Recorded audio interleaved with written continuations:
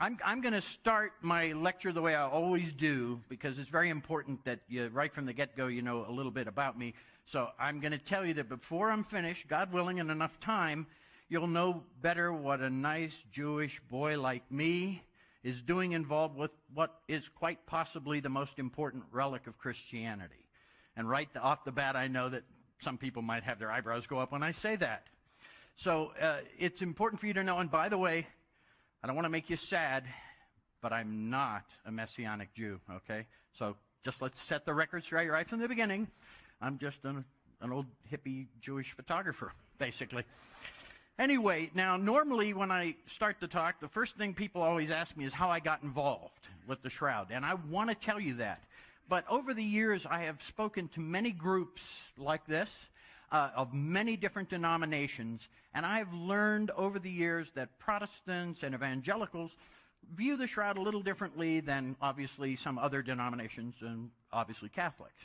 So last night at about 3 in the morning, I thought, because I've had the opportunity over 2 days to speak to many of you and to hear your points of view from an evangelical point of view on the Shroud, and it occurred to me that I needed to address a few issues before I get into the real part of the lecture. So this is added. This is not normal. This is specifically because I'm speaking to you. And I call it the top 4 reasons why some Christians are Shroud skeptics.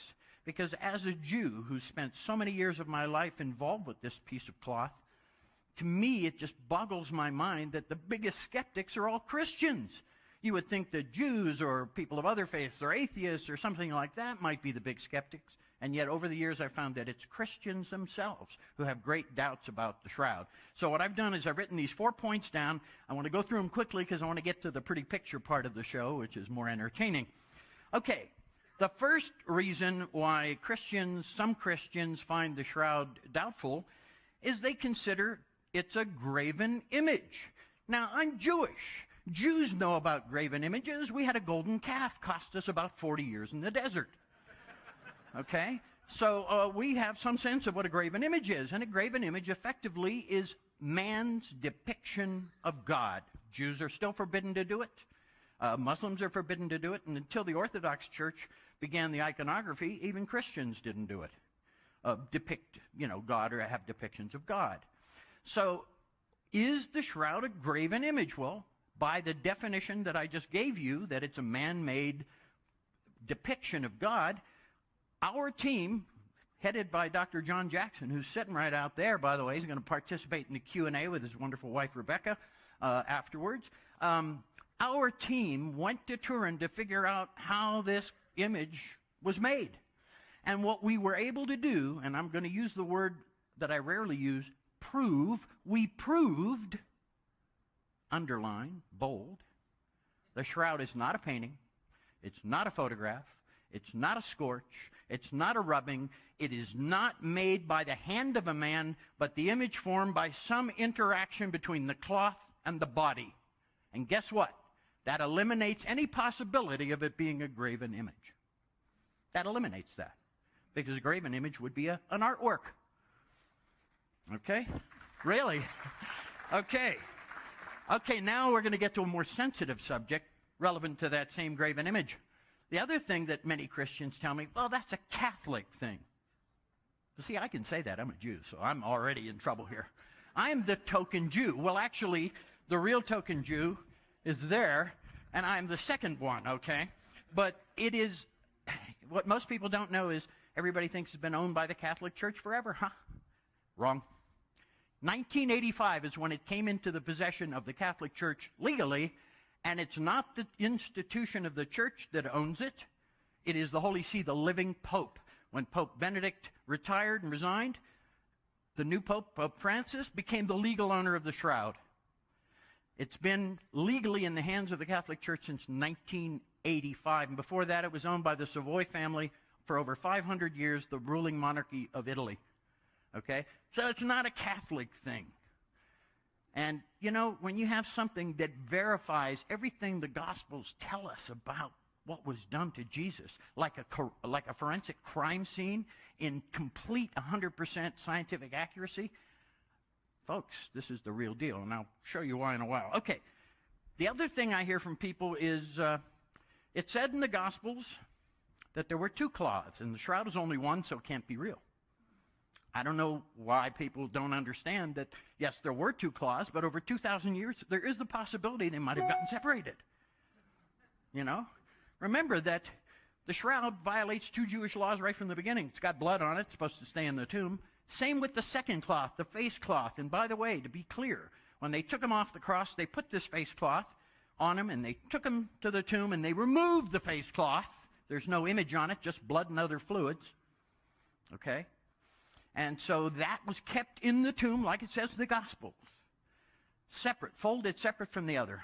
But there, because Jewish law required it be buried with a body. Okay? So where did these linen strips come in? Well, you'll see in a bit, I'm going to show you how the cloth was wrapped around the body. You'll see that if you tried to move the body with the cloth wrapped around it that way, it would fall off. So they would use linen strips to bind the body within the shroud. The Jewish burials were not done like the Egyptian mummies, okay? So that is incorrect. And Rebecca's here, and you can ask her in the Q&A for more detailed information about Jewish burials, because she's very much an authority on that. So, there were 2 cloths, both mentioned in the Gospels. Both exist. The second cloth, the face cloth, is in Oviedo, Spain, documented back to the 6th century. Okay, then we get to the other thing that bothers people, long hair. Somebody said to me, it says in the Gospels that long hair is a bad thing. Yeah, what Gospel does it say that in? Don't ask me, I'm not an expert. But it says it in a part of the Gospel that was written somewhere between 30 and 50 years after Jesus died. Okay? I think it was a letter from Paul, if I'm not mistaken, that talks about hair length. The Essenes all had long hair. All the Old Testament prophets had long hair. And so what if Jesus had long hair? That rule, and it wasn't really a rule, but that statement was made long after Jesus died, so the long hair doesn't apply to him. He was a Jew. He was not a Christian. So he followed Jewish law, and it was okay to have long hair. The other thing is the beard. Now, I just happen to have one of those, too. And they talk about a plucked beard, and I've had people say to me, well, it says in the Gospels they plucked his beard, and this man's got a beard. It's got to be a fake.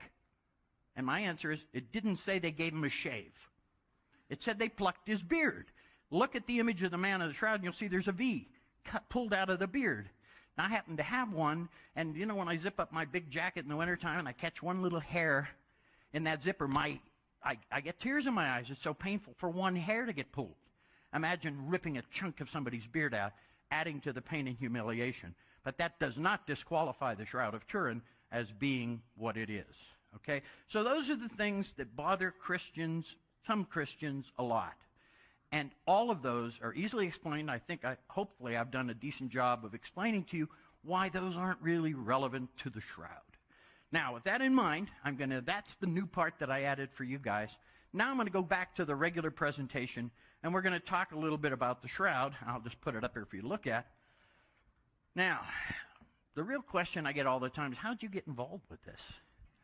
And boy, I asked myself that a lot of times over the years, in the early days especially. So here's what happened. I am a professional photographer, and I was pretty good technically, and I was contracted by a company that was a contractor to Los Alamos National Laboratories back in 1976. And we did a 7-month project where I was a photographic consultant to Los Alamos, and of course you know what Los Alamos is, so you can imagine that the subject matter of our project was atomic bombs. Because that's what Los Alamos is famous for, and that's kind of what they do.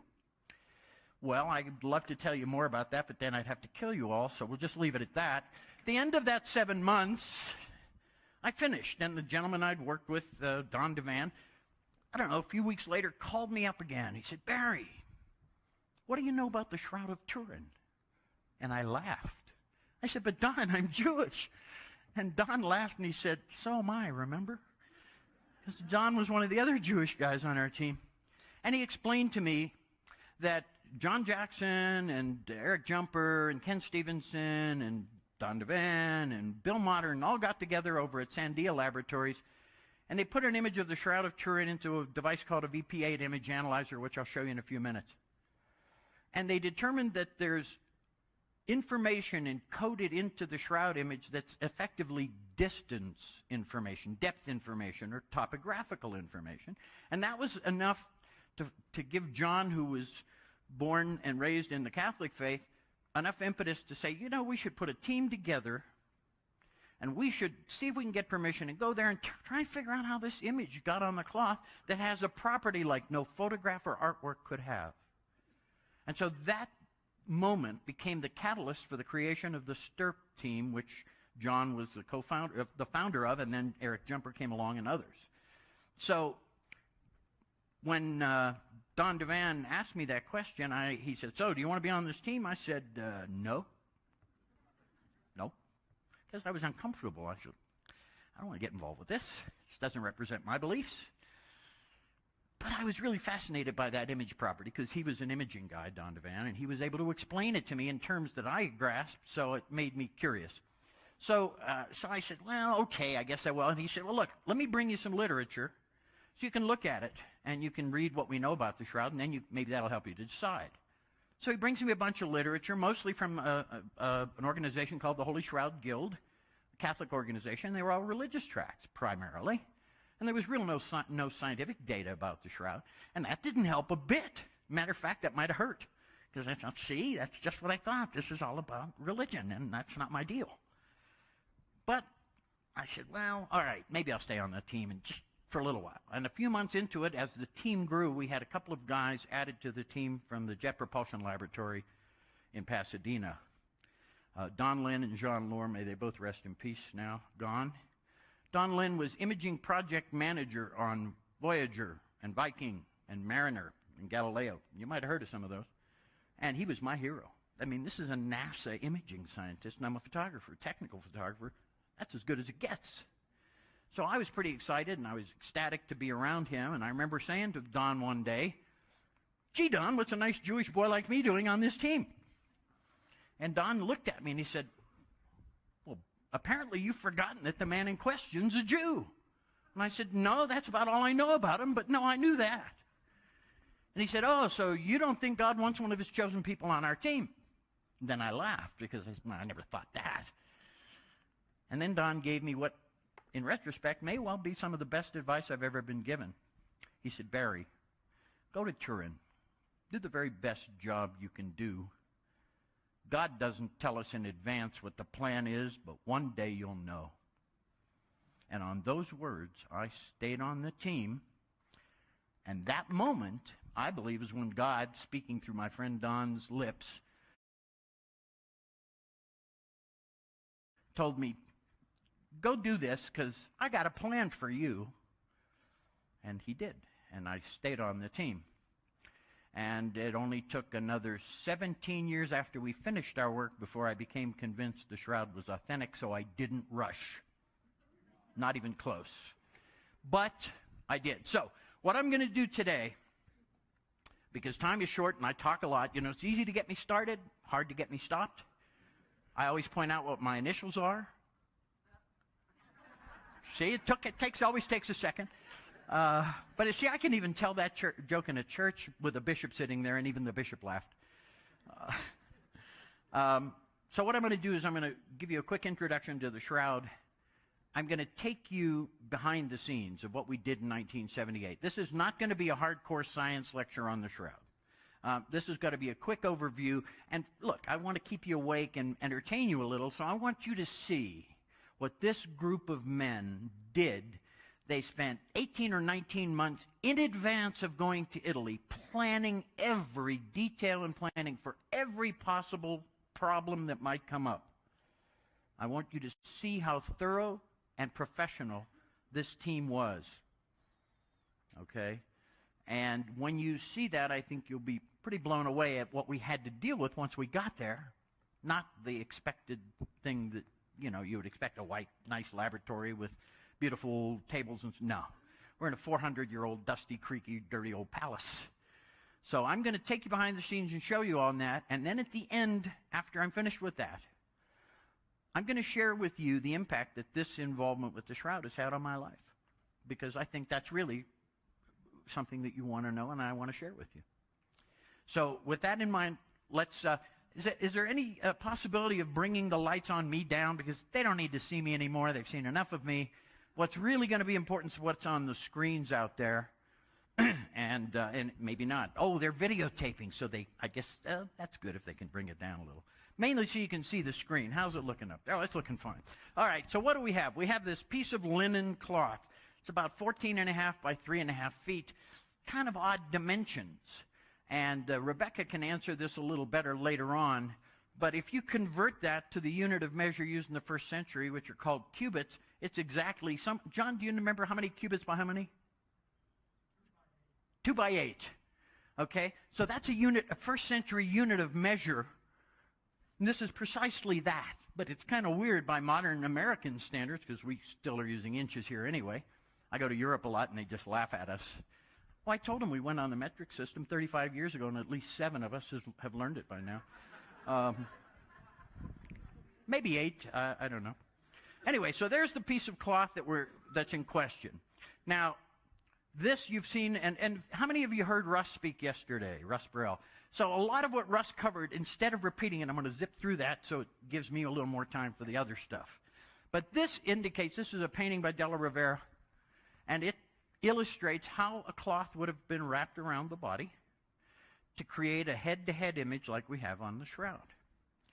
And you can see on the bottom image that if you were to leave the body like that and tried to move the body, the cloth would just come off. So the linen strips were there just to bind him in. When my father died 10 years ago, he had an Orthodox Jewish burial, plain wooden coffin, no embalming. And he was put in a linen shroud, a white linen shroud. The only difference it was sewn along the side. So there was no need for linen strips anymore, because it was like a mummy bag, sort of, you know. And he was sort of slid into it. And so that's very consistent with first century Jewish burial. Now, the shroud was little known outside of northern Italy until 1898, when this gentleman, using that little camera, was able to make the first photograph of the shroud, ushering in what really was the beginning of the scientific era of the shroud, where science could take note of it. Because before that, unless you traveled to northern Italy, to Turin, on one of the few years, every 4 times or so every century, they would bring it out for public viewing. Otherwise, you can't see it when you go there. So what this allowed was, these photographs allowed it to be reproduced in books and other publications, so that people outside of northern Italy could finally begin to see this object. And that, of course, began to attract curiosity, and ultimately researchers and medical folks who wanted to examine it from their perspective. So Secondo Pia ushered in the scientific era of the shroud. Now, when he photographed it, that's what he looked at with his eyes, what you see up on the screen there.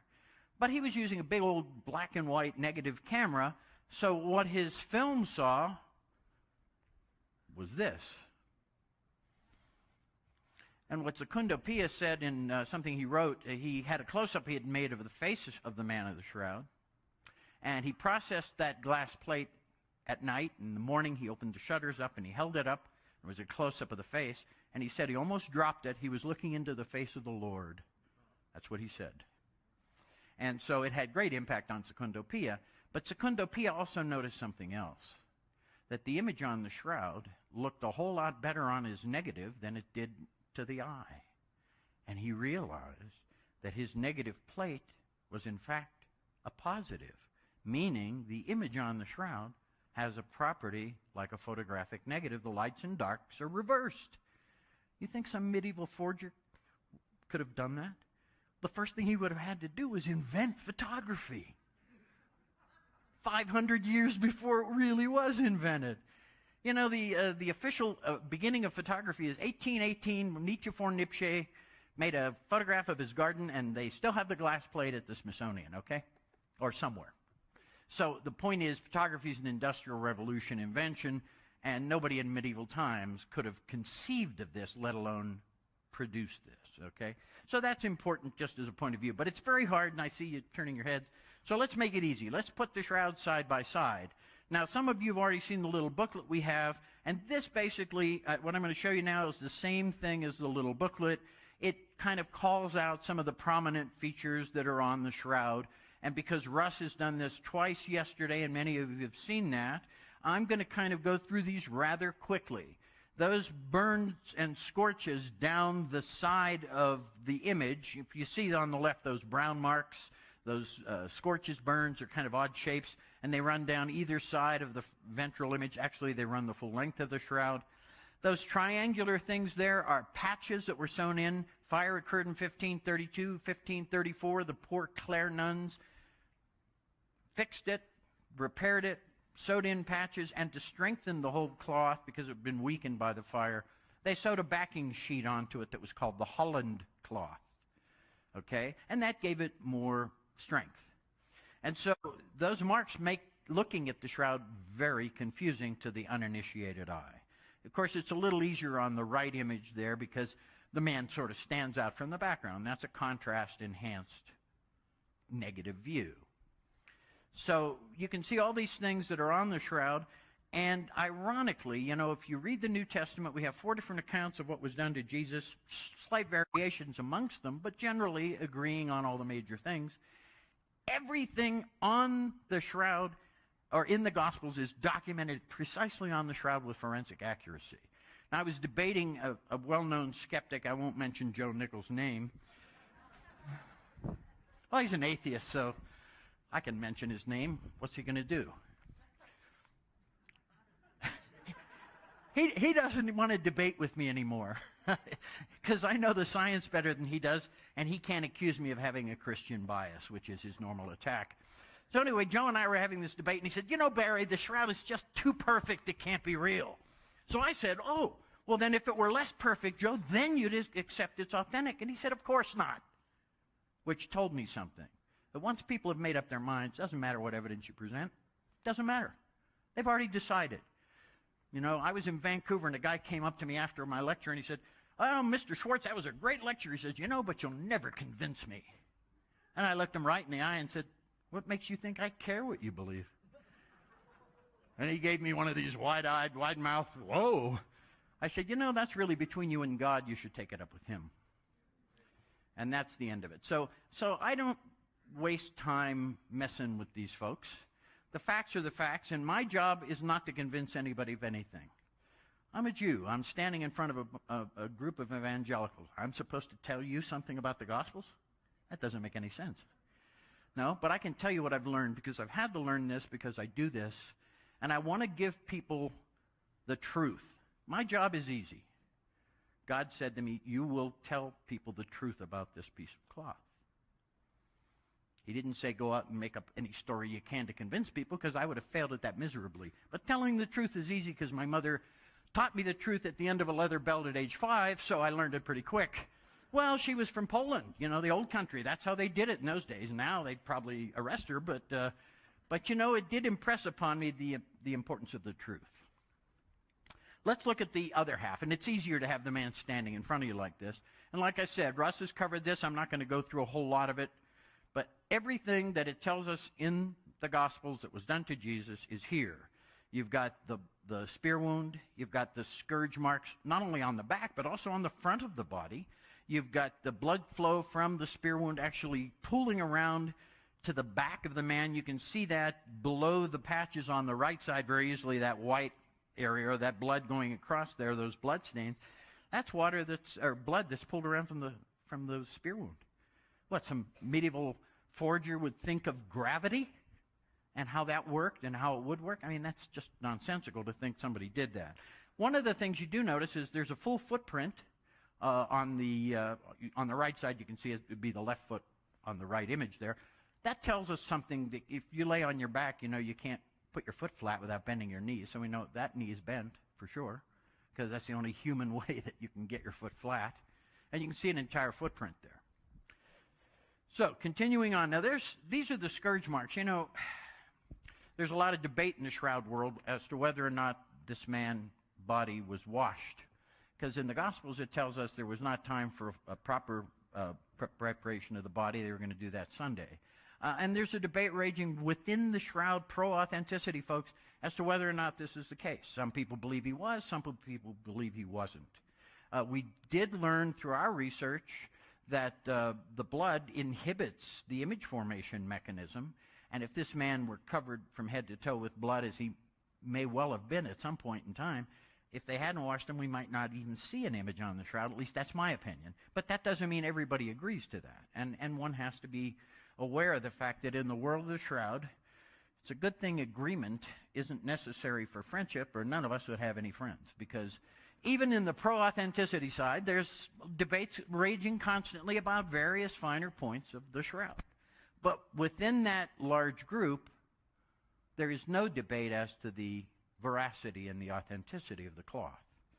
So, you get the forensic guys arguing with each other over forensic details, physicists over physics details, imaging guys over imaging details. So this is natural. But look, science evolves and moves forward by disagreement. If everybody always agreed about everything, we'd still be living in caves. The fact that somebody said, we could do better than this. Somebody disagreed and found a way to make it better. So disagreement is essential to the scientific method, if you will. But obviously, it's nice when we can find points to agree on. And I'd say the majority of the shroud world does agree on the really important stuff, like this is Jesus. So there's the scourge marks. By the way, this is what a flagrum looks like. This is the typical whip that a Roman soldier would have used and applied to the body of Jesus. And there's a close-up of one of the couple of the scourge marks, and you can see these dumbbell-shaped weights on the end of the flagrum are consistent with the blood stains and scourge marks that are on the back side of, on the body of the man of the shroud, approximately 120 of them. Now, while all this is going on, here I am with nothing to do but these stupid meetings. Sorry, John. Well, all these meetings, and it was very tedious. So I thought, being from Pittsburgh, I don't get much time in royal palaces. And I thought, well, while we're in the palace, because they allowed us in, not that we could do anything, we didn't have our equipment, so we were dusting and cleaning and stuff. I thought, while I'm here, I'll make some photographs inside the palace, because how often do I get a chance to do that? So these are some of the photographs from that moment in history.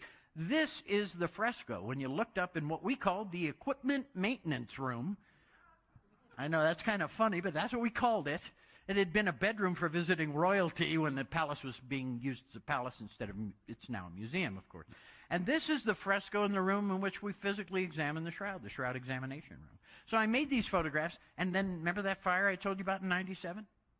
I was able to present a set of these, because this is the area of the palace that was not destroyed by fire, but was damaged by water and smoke. And these frescoes are painted into plaster, so the water damaged them considerably. I was privileged in 1998 to present a set of these photographic prints of these frescoes to the Archbishop of Turin in hopes they might help in the restoration and getting it back the way it used to be. So Father Peter Rinaldi goes down to the customs office and he asks to see the man in charge. And since he's a very tall, kind of resonant-voiced priest, he's kind of an imposing guy, so he said, I want to see the man in charge. So the man in charge comes out and he goes, what's your name? And now the guy's a little leery. He goes, well, Father, why do you want to know my name? And he says, there's soon going to be an international incident, and I want to give you credit for it. And immediately the equipment was released as soon as Father Peter slipped him 100,000 lira, which, by the way, is about $80.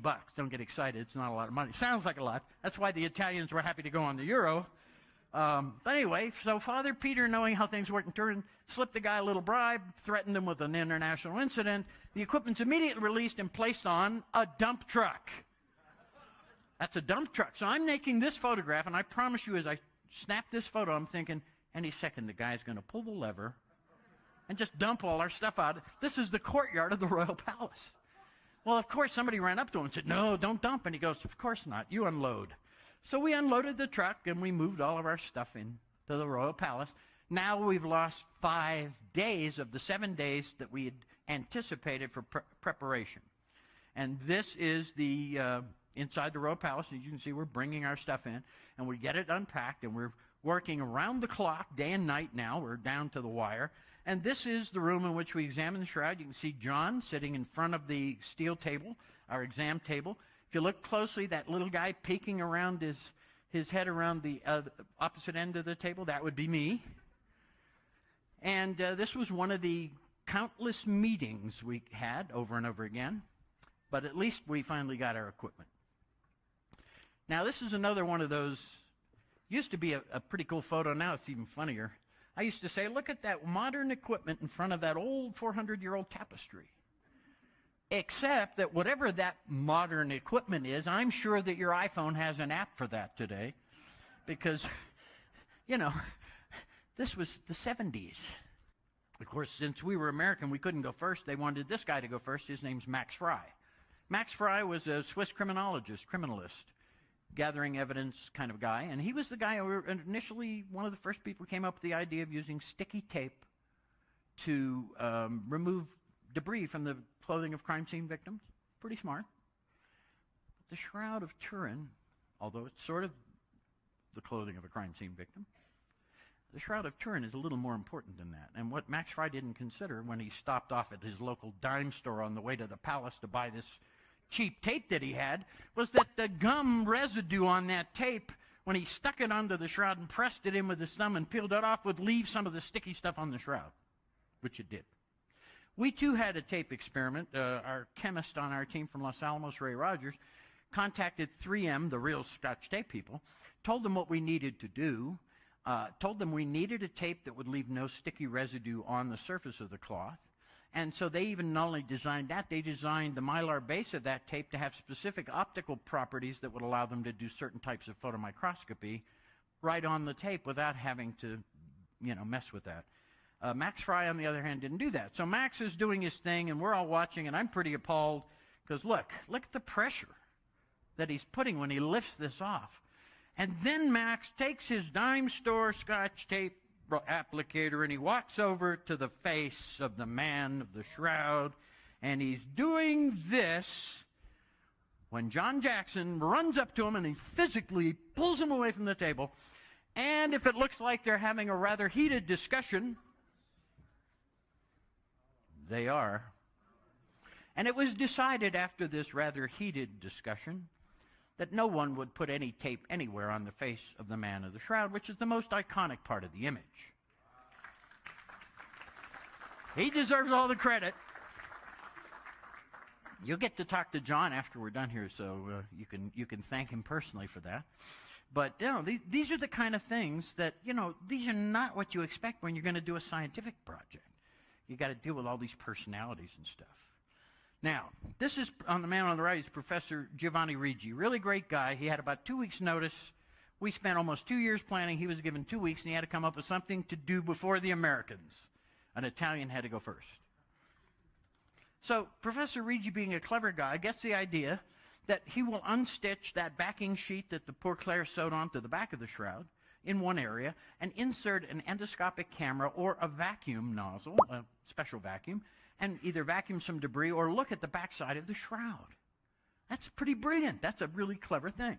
So, and but it's simple and it's not expensive. So here they are separating the shroud from its backing cloth. Now I'm making this photo realizing that in a few seconds we're going to get the first look at the backside of the Shroud of Turin in 450 years. So I went running around to the other side of the table just in time to make what is probably the best-known photograph I made in 1978. You've probably all seen this. That is literally the precise moment of the first look at the backside of the shroud in 450 years. That's Ray Rogers and John Jackson and Professor Rigi. So this is a very historic moment for what we did. Now, why am I showing you this? Well, I don't know if she took a vow of silence or just didn't want to talk to us. But I really felt bad for this woman, this nun, because I could see the fear and the stress in her face as she watched the Americans and these scientists all pulling and prodding the shroud. And I just felt so bad for her. I looked over and I thought, I wonder what she's thinking. But I made this photograph. So I'm sharing that with you because there was a human thing that doesn't often carry through when you read about the science of the shroud. These are real people doing real people stuff. So those are her hands. She's removing a few fibers.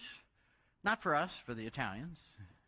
And there's Rigi and his assistant, Gabriele Parati, and they're about to separate the shroud from the backing cloth. They made a little brass bridge, is all I could call it, that will hold the cloths apart, so then it'd be easier to insert the endoscopic camera or the vacuum. Now, his endoscopic camera could see a circle 10 centimeters in diameter. So Rigi, realizing that, well, how am I going to know really what I'm looking at from underneath? Well, he said, I'll make a grid out of string, These are 10 centimeters square. So now he could lay that, and you can see in the middle, that's the famous epsilon or number 3 bloodstain of the forehead. And when he turned on his focusing light and centered it underneath, now he knew exactly what he was looking at. Now think how clever and simple and brilliant that is. And when this moment occurred, when he passed that light through the cloth, we all looked and we learned something new at that moment that we hadn't yet been able to really know before. And what did we learn? We learned that the blood soaked into the cloth, adding density, and when light passed through there, that added density would show up as a darker area. Now, if in fact the shroud were a painting, as so many people say it is, if it were painted and we photographed the entire shroud with transmitted light, we should see the paint and we'd be done and we can go home and that's the end of it. So Eric Jumper, the cohort of John, the co-founder of our team, said to me at this moment, he said, Barrie, before we're finished, we're going to find a time slot. You would need to photograph the entire shroud with transmitted light, which a day or two later I did. So what do we see here? Well, take a look. You can see all the scorches and blood stains and burns and water stains. You can see the patches. You can see places that are unpatched where there are holes. What don't you see? You don't see the image, folks, because there was nothing added to the shroud to make the image. It's not a painting. And this was the first real hard evidence that we had that demonstrates that. Here's something to give you perspective. There's the shroud. All you see are all the things that did, in fact, add density. The blood naturally would, and the different densities in the scorched areas or the patched areas, but no image visible with transmitted light. So this was the first really kind of important thing that we may have learned among the many things that we learned about the shroud while we were there. This is a close-up of one of the blood stains. Now, one of the things that kept me from accepting the shroud's authenticity was the fact that blood's still red. Old blood's supposed to turn black or brown. And so that really was a stumbling block for me. And it wasn't until 1995, 17 years after we finished our examination, that I was on the phone with Dr. Alan Adler, blood chemist on our team, expert, and I brought this up to Al. I said, gee, Al, I got a problem. Blood's still red. Nobody's explained why it's still red. Al said to me, Barrie, when I did the blood chemistry, I found a very high content of bilirubin, which is manufactured by the bloodstream, particularly with somebody who's tortured over a long period of time, given no water, goes into a couple of different kinds of shock. The body starts kicking out bilirubin into the bloodstream, and Al found a lot of high content of bilirubin in his blood samples of the shroud.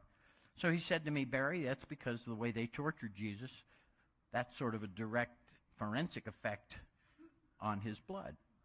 So that was enough for me at that moment in time to accept that, and I had to believe Al because he was Jewish. I'm just testing you to see if you're awake.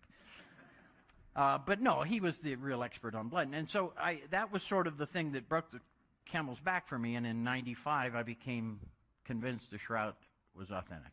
It took me all that time. I didn't rush. Interestingly enough, I got a phone call shortly after I had that conversation with Al. I got a phone call from a friend who said, hey, Barrie, you know that shroud thing you're involved with? And I said, yeah, I know that shroud thing I'm involved with. He says, well, it turns out that's nothing else but a photo made by Leonardo da Vinci. I thought he was kidding. I mean, I laughed. I thought, oh, that's funny. Because I'm not a great historian, but I know the shroud was being publicly displayed 100 years before Leonardo was born. He was a good artist, but he wasn't that good. And so I was a little taken aback by this, and I said to my friend, well, I realized he was being serious. I said, where did you get that information? And he said, well, my wife and I were checking out at the grocery store. There it was on one of the tabloids. And I had an epiphany. It was then, that was another moment where God reached down and gave me a smack upside the head. Because at that moment in time, while I'm sitting at the desk having that conversation, there was a manila folder, and I wrote 4 words. Consider building a website.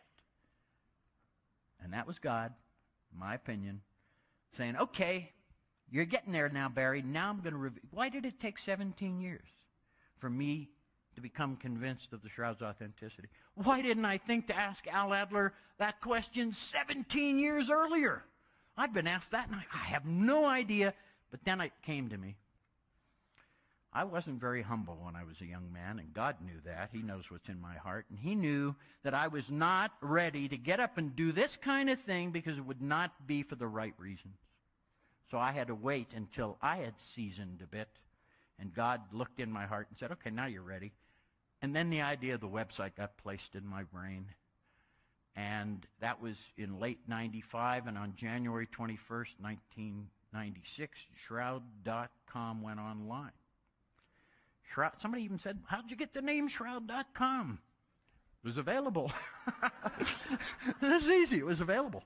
Yeah, there was nothing about the Shroud of Turin on the internet at that time. So, and now, you know, we're number one on all the search engines. Somebody made a big deal. Said, Barrie, you know, you're number one on Google. I said, you know, we're 5 years older than Google. Because we are.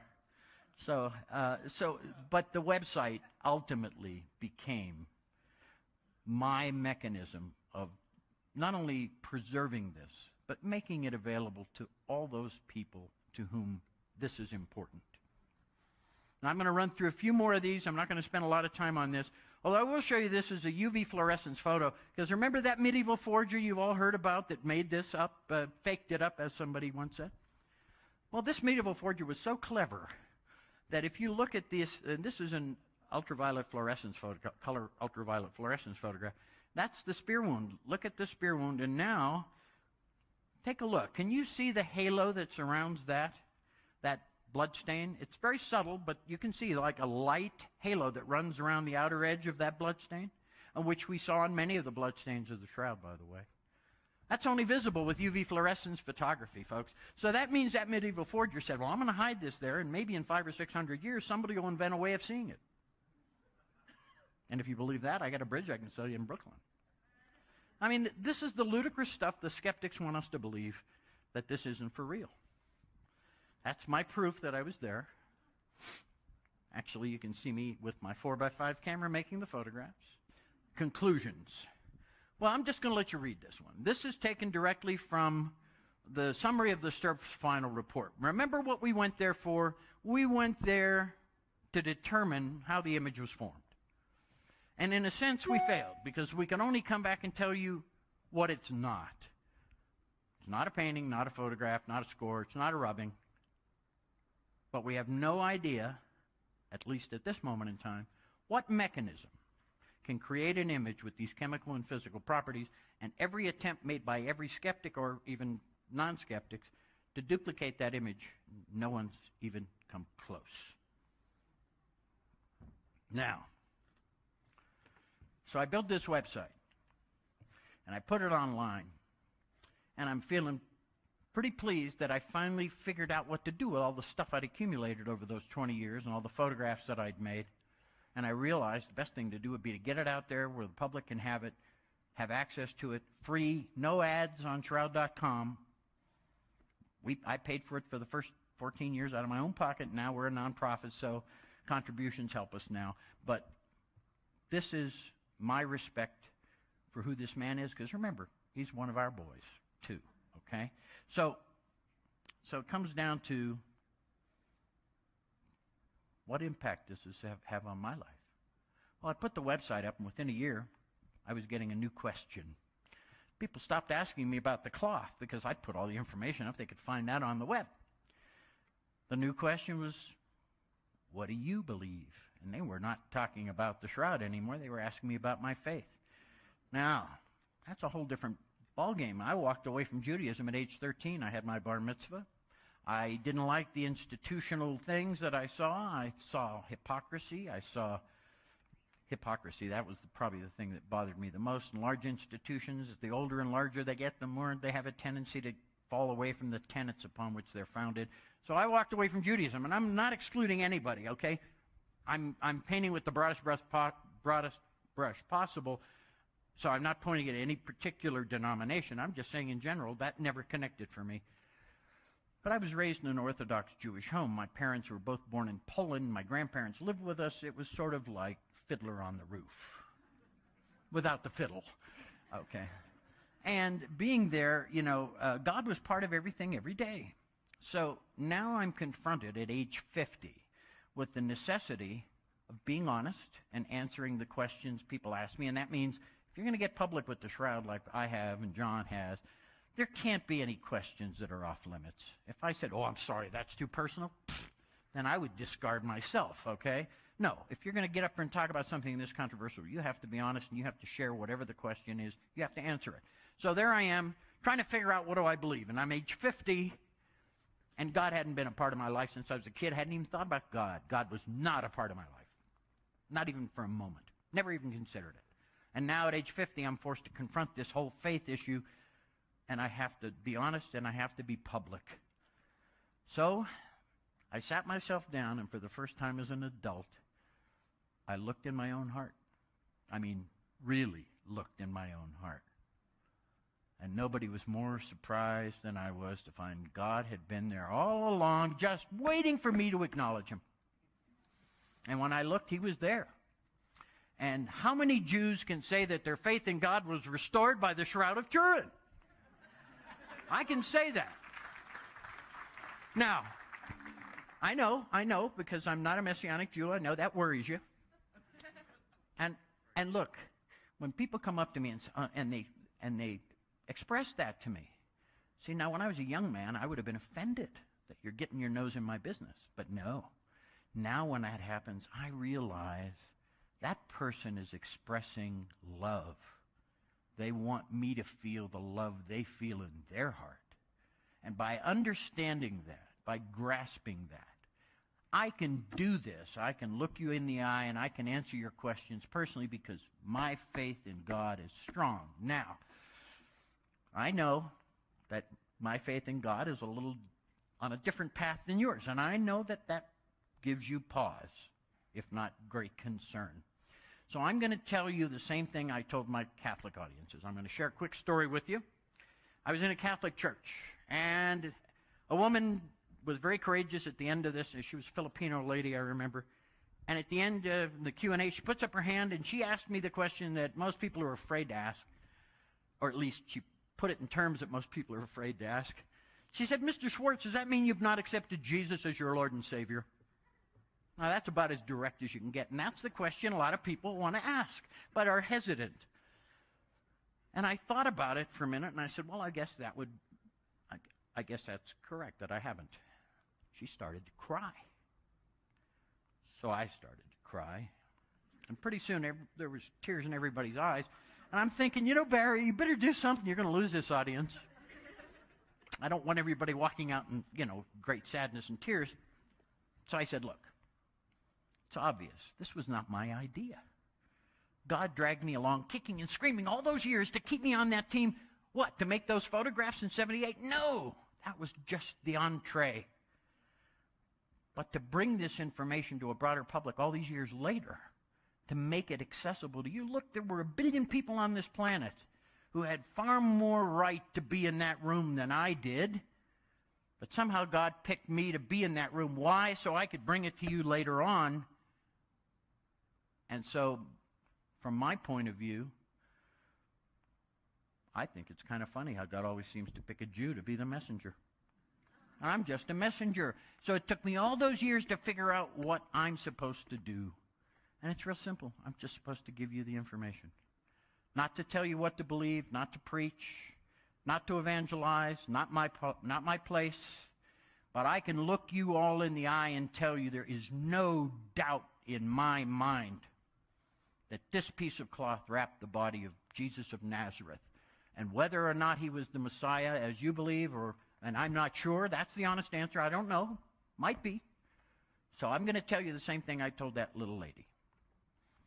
Relax, I'm not dead yet. And when I said that to her, she laughed, and everybody stopped crying, and everybody got better because, especially in Catholic doctrine, you can make that decision right a split second at the end, and it's cool. And I know that's not what you'd want for me. I know that. But I had to do something because I felt terrible because I sensed the love coming from that woman. And it was wonderful. And once I realized that when people confront me that way, they're not trying to get me to change something. They're trying to get me to feel the love that they feel. And that is a wonderful thing and a great compliment. I wouldn't consider myself worthy of that consideration, but people do, and that's a great gift from God. And let's face it, folks, I've had a long career. I've done a lot of stuff, Hollywood and L.A. and all that. All gone and forgotten means nothing, but this has become my legacy. My grandchildren's children will be able to look and find some traces of me after I'm gone, and that is a gift from God. So I'm going to end this by telling you what my Jewish mother, 90-year-old Jewish mother, said after hearing my first lecture about 8 years ago. She was born in Poland, emigrated at age 7 through Ellis Island, high school education. Not an intellectual, not a well-educated person. And she heard one of my lectures, and I was in Pittsburgh, my hometown, and my friends there asked me if I'd do a lecture, and the archdiocese was very nice to give me a venue and put me in the newspaper and make it available. So we did. But, of course, being a Jewish family, my brother and my mother, my cousins, and everybody else came to hear Barrie speak. And, of course, I'm a little apprehensive because this is a bunch of Orthodox Jewish people. Now, when I say I'm not ultra-Orthodox, I want to be clear about that. There's a difference. So I give the talk. We get back in the car. We're going back to my mother's place. And she's silent. Beware a Jewish mother who's silent. Be afraid. She taught me well. So I said, Mother, so what do you think? And she said, well, of course, it's authentic. Boom! That was like a shock. I said, well, what makes you say that? Because I was curious why she would say that, having only heard one lecture. And she looked at me, and then she got Jewish mother on me. Barrie, in that condescending tone of voice Jewish mothers, any mother knows how to use. She said, Barrie, he wouldn't have kept it for 2,000 years if it belonged to anybody else. Nobody'd care. Had to belong to Jesus. Why would they have kept it otherwise? And I laughed. I thought, wow, that's cute. But then as I reflected on what she said, I realized what a brilliant observation that really is. This is a burial shroud. What are we doing with a burial shroud? Where do they normally wind up? Around a body, decaying with the body in the tomb. We have a burial shroud of a dead man, absolutely no doubt, matching everything the Gospels tell us was done to Jesus. And it says in the Gospels he was separated from that cloth. They say 3 days, but folks, take a look at the real timeline. That's 3 Jewish days on the calendar, 36 hours. Friday evening, Sunday morning. No signs of corruption, as it says in the Gospels. There's no sign of liquefaction or decay of the man of the shroud. Don't you think it's amazing that we have a burial shroud? Now, why doesn't the Gospels tell us anything about this other than to mention it sort of in passing? Yes, there's burial shroud and the separate, the face cloth folded separate from the rest. How about the fact that it breaks 2 Jewish laws? It's got blood on it, supposed to be in the tomb, and it's got an image on it, a violation of Jewish law. In those first couple of centuries, the iconoclasts were looking for any kind of Christian relics to destroy them. And can you imagine if the disciples came running out of the tomb going, look what we found? They might have been the next ones on a cross, and the cloth would have been destroyed. So they had to keep this a secret. It had to be stashed away and hidden for a long time. And the first evidence we have that I've been able to find, I'm not a historian, this is not my art history, it's not my expertise, but the earliest depiction of Jesus that I've found in my studies is 285 AD in the Comitia catacombs of Rome. And it's Jesus with the split beard looking like the man of the shroud. And then there's a period of time again where he goes back to being depicted like a Roman emperor, bald with a little circlet. And then the 5th century, 6th century, we start seeing iconography. And then the Orthodox Church gets into iconography big time. And I'm not going to go into details because you can find that on shroud.com and in many books on the shroud. The point simply is, all the evidence points to the authenticity of the shroud.